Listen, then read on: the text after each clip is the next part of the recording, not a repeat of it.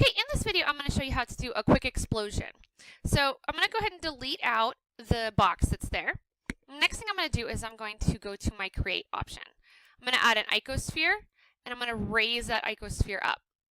After I've done that, I'm going to add some color. You guys can do whatever color materials you want. So go ahead and add some different colors and materials. I'm going to just, for time's sake, I'm just going to make mine red. Now, since this is an animation, I'm going to drop down my frames to 75. I don't need to make it 250. That's a bit too much. I'm going to move my frames forward, and I'm going to move those to 25. You can have your explosion happen at any time. Once I do that, I'm going to come down to Object, Quick Effects, and Quick Explode. It is just that simple because Blender has this really cool option now where you can just make something explode. So all you have to do is set your object and have it explode. Now this is kind of boring, I think. There's not a whole lot going on. I mean, that's cool that it explodes, but I think it needs some sparks or something exciting. So I'm going to go ahead and I'm going to pause that. I'm going to come back to the very beginning, that's 0. And I'm going to add another icosphere. Now what I'm going to do with this one is I'm going to match it up to that very first one. I'm going to make it the same color or close to it. If you want to make it a little bit different, that's completely fine.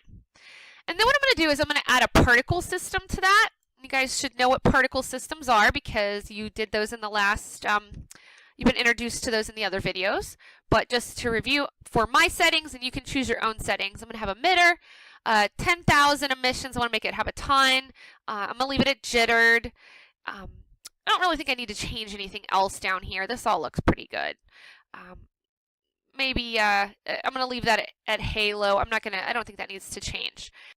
Okay, now that I have my particle system and my explosion all set up, I'm just going to come to the point when my explosion starts to happen, and I'm going to add the lock rods throughout. Now what I want to do is I want this emission ball to go with the explosion.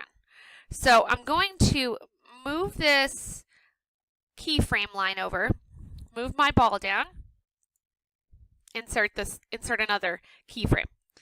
Move it forward, bring that down again, and insert lock rod. And then I'm going to keep doing that until all of this is below the ground level. So you can work on that and then come back to the video when you're done. Okay, now that I have done the animation, you can see that my ball has all those particles coming out of it. It falls when it explodes, and all the particles go with it. And there's a ton of options that you can do with this. You can change the velocity and the direction of those emissions. There's all kinds of stuff in here. So after you get this basic animation done, go ahead and save it and render it as an animation. And then I want you to come back and I want you to, in a new file, play around with some of these settings. See what you can do. Make the particles have a glow to them. Change the force field. Change the weight, the gravity. See the force. All of this stuff. Play around with it. There's all kinds of really cool stuff in here that you can play with. So go in there, play around with it. Try to come up with one more animation that is based on this one, but that's really different.